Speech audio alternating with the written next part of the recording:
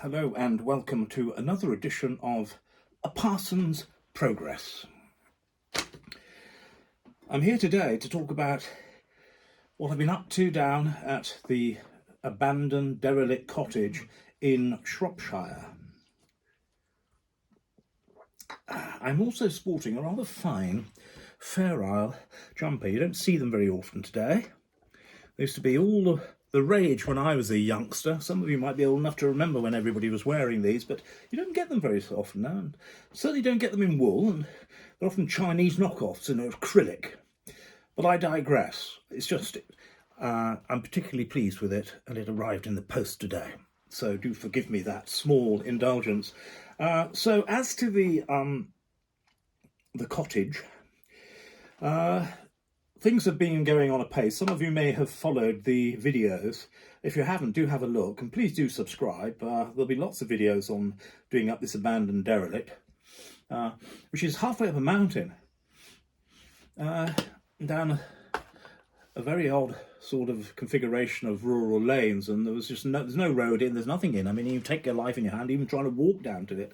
So it's been something of a challenge, and so most of our time has been spent in trying to get a track down there, which proved difficult, but not impossible. And that hasn't been finished. I'm using 80 tons of aggregate to get the blessed thing hardcored.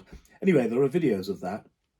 My next job is to get a parking area sorted and a hardcore bay for some sort of caravan. But I'm running out of money because I'm sitting in this place and I've got a place down there. I should be selling this place, but places don't sell overnight, so cash flow's a problem. So I'm having to do it in bits. But that's where I'm at. So finishing the track, caravan bay, parking space, and getting a caravan down there, if I've got any money left, are the next priorities. Now, I've just got off the phone, would you believe, about 20 minutes ago to the people at the electricity board. I think they call it the grid. And we've got problems again there. There is a telegraph pole in a farmer's field, but the farmer's not too happy about us digging under his field to get to my place. They don't want to lead them from wires right to my house because I'm up a mountain, you see, so they'd be far too low. So we are now going to try and stick a pole on my land and get wires from his pole to my pole and possibly go underground from that pole up to the house or across, depending on what they come back and say. Anyway, it's in their hands. It's been going on for months, this, but we'll see what they say. Now, today I'm minded to talk really about Maslow's hierarchy of needs. And the reason why I want to talk about it is there's nothing like the dichotomy of living in a nice, comfortable home like this and living in the wilds down in Shropshire. It makes you appreciate all the things that we take for granted, like electricity, like hot water, like running water, like sewerage, all the things we take for granted. Warmth provided by my lovely woolly that I've got on now. Now, down in my cottage down there, there is no water. There's a well, but we don't know if there's any water in it. And if there was, we've still got to get it to the house. We're thinking of maybe a rainwater container or something or other in time. But that's not really a problem. I'm just carting water down there at the moment, as and when I need it. Electricity, that's ongoing. I could go sort of off-grid and have solar panels, but, you need a whole army of them, and they're pretty unsightly, and they would look ridiculous on the roof of a 300-year-old cottage, and they'd look ridiculous in my woodland. So I'm not too bothered about having electricity, or being on-grid, as it were, but I probably might not be using it very much. But there's no sewerage either, no septic tank, there's no anything. So therefore, when one thinks of Maslow's hierarchy of needs, let's think what they are. At the bottom of the pyramid, before you get on all the spiritual and all the other challenges on the pyramid at the top, you have to sort out your biological needs.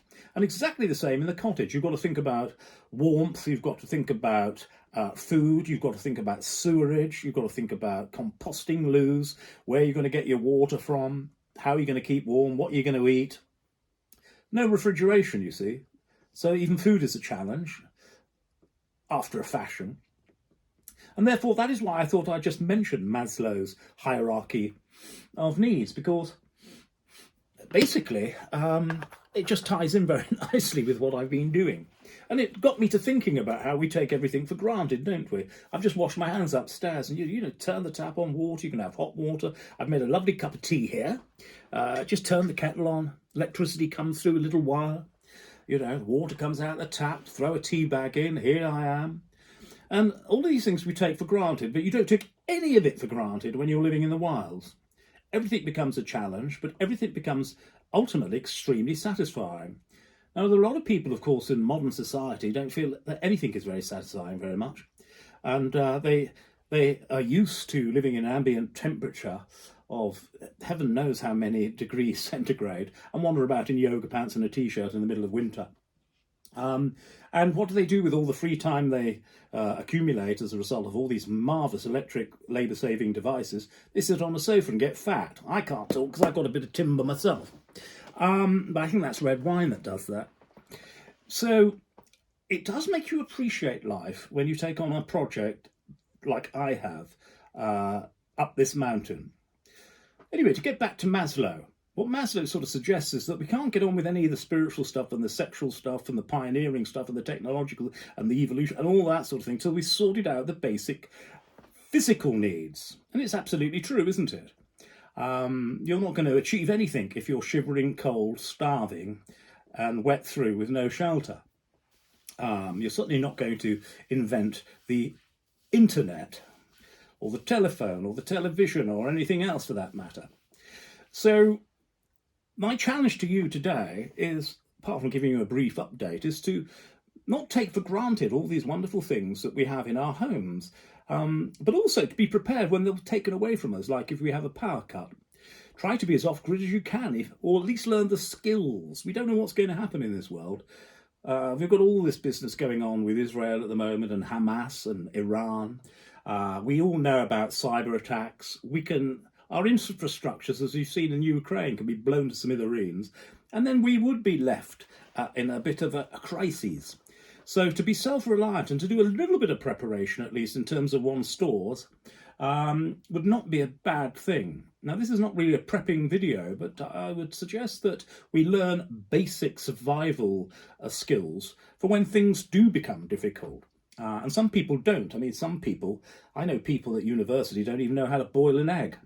Fat chance they'll have come Armageddon. So that's the reason I thought I'd make this short video and to tell you where I've got to. I hope to be down there next week, as I say, doing up the place, getting all the aggregate down. Because once you've got a track down there, that's even, then you can start getting other people down and you can start doing the roof and, there's other building works that can take place. And we're in Storm Babbitt, and my prayers go out to all those who have been affected by it. I believe there's been a death even. When you're in clement weather like this, it's fine being in my canvas tent in front of my cottage with my lovely campfire going. It's all rather jolly. It's like Five Go Camping, that book by Enid Blyton. Do you remember it? And but you wouldn't want to be down in my cottage on a day like today. I mean, I'm indoors and I'm nice and warm and everything's wonderful in this cottage, but down that cottage, it'd be pretty grim. So, but it's good because it focuses one's attention. It makes one appreciate life. It makes one appreciate God. It makes one appreciate being alive and all the things that sustain our physiological existence. But what I want to challenge you to is not only to prepare and be grateful, but also to realise what Maslow said is to move up the pyramid, so more spiritual endeavour and pioneering work and intellectual endeavour. You have to satisfy those basic needs. But what do you do with all that time you've saved? If you just plonk yourself down on the sofa eating Pringles and watching the latest episode of EastEnders, not that that's illegal or immoral, but I'm not entirely sure that's a good way to spend one's life. If you, on the other hand, appreciate all the good things that have been brought to you on the physiological level, you can then go on to reading improving books or watching knowledgeable documentaries. You may be able to write a book, write poetry. You might be able to invent something. You might discover continents. You might be able to go up Everest. There's all sorts of things you can be doing once those basic physiological, biological aspects are met. So I'm just putting a challenge. I'm laying down a challenge for you. I'm putting down the gauntlet so to walk away from this video, and when you put your kettle on and one thing or another, appreciate it. When you go to the loo upstairs, appreciate it. When you have a lovely hot bath, appreciate it. But don't spend all the time when you're not doing that just sitting about moping, because that's not good for anybody. So anyway, I'll just finish it there. I just want this to be really brief. There will be videos coming out with the works, ongoing works. Do like, subscribe, and all the other good things, and God bless you. And thanks just for being part of my weird life at the moment, and it does feel exceptionally weird. And I hope to see you on the next video. God bless.